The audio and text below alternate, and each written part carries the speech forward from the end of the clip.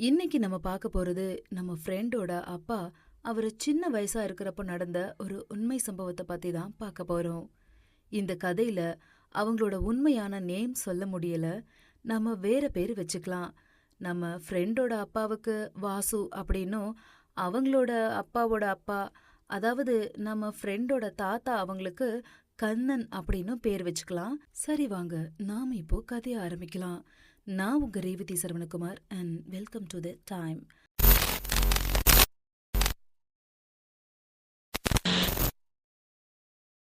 1980 கேரளால இருக்கக்கூடிய அடிமலி அப்படின்னு சொல்லக்கூடிய இடத்துல தான் வாசுவும் அவரோட குடும்பமும் வாழ்ந்து வந்துட்டு இருந்தாங்க.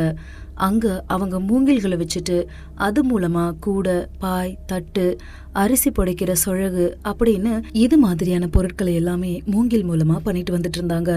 அப்போ தொமச்சன் அப்படின்னு ஒரு ஆளுங்க வந்து, நீங்க பண்ற ஒர்க்லாம் ரொம்ப நல்லா இருக்கு, எங்களுக்கு இந்த மாதிரி சில பொருட்கள் பண்ணி தரணும் அப்படின்னு சொல்ல, கண்டிப்பா நாங்க பண்ணி தரோம், எவ்வளோ நாளுக்குள்ள இதெல்லாம் வேணும்னு சொல்லுங்க அப்படின்னு வாசுவோட அப்பா கண்ணன் கேக்குறாரு.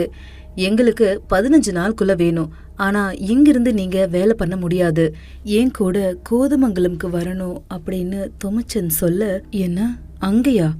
அப்பனா அங்க வந்து தங்க இருந்து நாங்க வேலை செய்யணுமா அப்படின்னு கண்ணன் கேக்குறாரு. ஆமா, அங்க வந்து தங்கி வேலை செஞ்சு கொடுக்கணும்.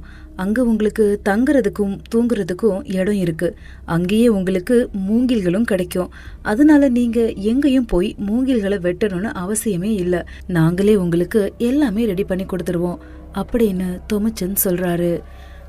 பரவாயில்லையே, அப்போ சரி, நாங்க அங்க வரோம், ஆனா எனக்கு உதவிக்கு என் பையன் வாசுவும் என் கூட வருவான் அப்படின்னு கண்ணன் சொல்றாரு.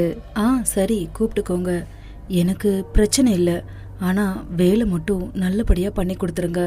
இதுதான் அந்த இடத்தோட அட்ரஸ், நீங்க நாளைக்கு கிளம்பி வந்துருங்க, அங்க வந்ததும் நான் உங்களை வேலை செய்யற இடத்துக்கு கூட்டிட்டு போயிடுறேன் அப்படின்னு சொல்லி தொமச்சன் கண்ணன் கிட்ட அந்த அட்ரஸ கொடுத்துட்டு அங்கிருந்து கிளம்பிடுறாரு.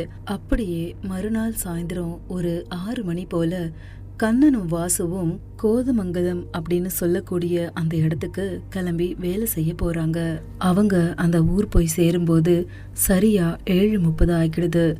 அப்போ பஸ் ஸ்டாண்ட்ல இருக்கிற ஒரு டீ கடையில 2 பேரும் டீ குடிச்சிட்டு அப்படியே அந்த இடத்துக்கு கிளம்பி போறாங்க. அந்த இடத்த நோக்கி 2 பேரும் போறாங்க போயிட்டே இருக்காங்க. ஆனா அந்த இடம் வரவே இல்லை. இவங்களும் நடந்துகிட்டே இருக்காங்க. இப்படியே இரவு 10 மணிக்கிட்ட ஆகுது. ஒரு கட்டத்துல ஒரு பாதையில போயிட்டு இருக்க அந்த இடம் ரொம்பவுமே பயங்கரமா இருட்டா இருக்கு. இதெல்லாம் பார்த்த வாசு, அப்பா என்ன இவ்ளோ இருட்டா இருக்கு, எனக்கு பயமா இருக்குப்பா, பேசாம நம்ம திரும்பி வீட்டுக்கு போயிடலாம் அப்படின்னு வாசு சொல்றாரு. டேய் வாசு, இவ்வளோ தூரம் வந்துட்டோம், இன்னும் கொஞ்ச நேரம்தான், அந்த இடத்துக்கு போயிடலாம், அதோட நமக்கு அங்க நிறைய வேலை இருக்குன்னு அவர் சொல்லியிருக்காரு, அதனால அந்த வேலையை விட்டு போகக்கூடாதுடா, நீ பயப்படாத, நம்ம சீக்கிரமா அந்த இடத்துக்கு போயிடலாம் அப்படின்னு சொல்லிட்டு வாசுவும் கண்ணனும் அந்த நோக்கி இன்னும் நடந்து போய்கிட்டே இருக்காங்க. அப்போ அவங்களுக்கு முன்னாடி சரியா அந்த இடத்துக்கு கொஞ்சம் தள்ளி தொமச்சன் வந்துடுறாரு. ஹே கண்ணா, என்ன இவ்ளோ நேரம், சீக்கிரம் வரலாம்ல அப்படின்னு தொமச்சன் கேக்குறாரு. இல்லைங்க, நாங்க நடந்து வந்துட்டு இருந்தோம், சரியா பாதை தெரியல, வழியில கேட்டு வந்ததால கொஞ்சம் லேட் ஆயிடுச்சு அப்படின்னு கண்ணன் சொல்றாரு. சரி விடுங்க, அதான் வந்துட்டீங்களே, இப்போ உங்களுக்கு நீங்க தங்குறதுக்கு இடத்த காட்டுறேன் வாங்க அப்படின்னு சொல்லிட்டு தொமச்சன் அவங்க 2 பேரையும் கூப்பிட்டு போறாரு.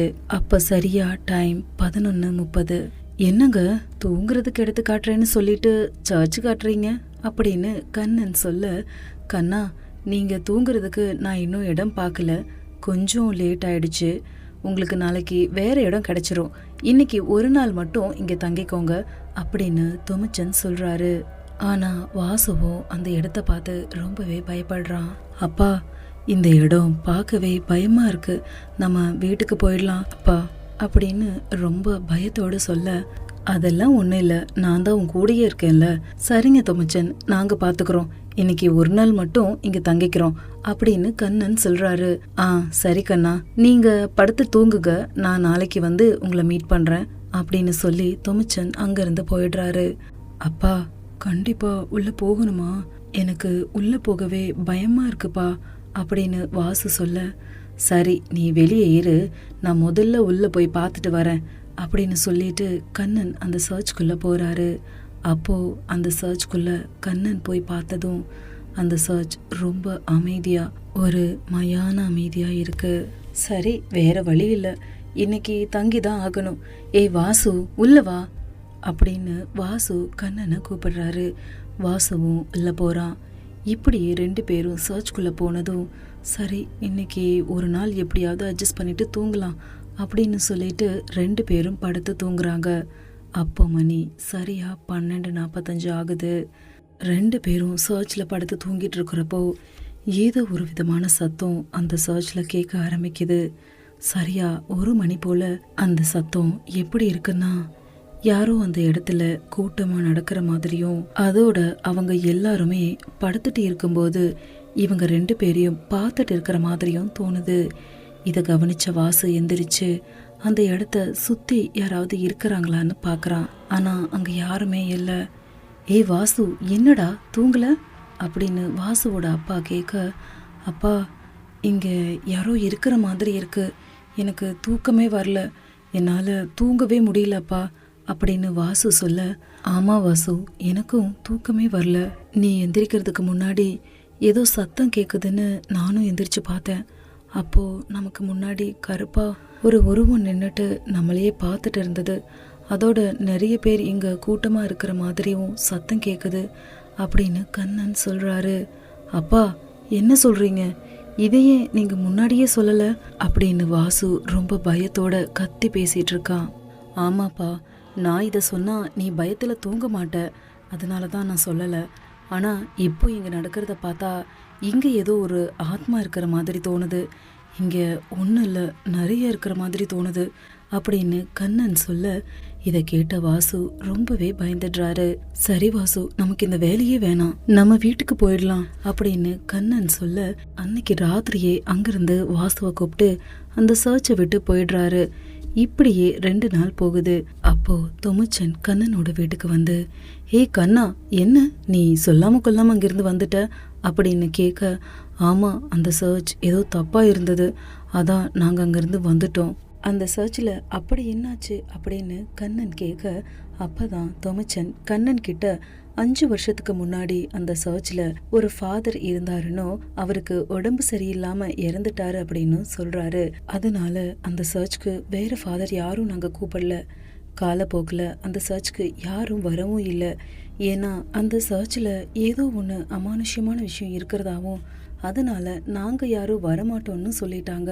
ஓ அப்பன்னா அந்த ஃபாதர் தான் ஆவியா அங்க இருக்கிறாருன்னு சொல்ல வரீங்களா?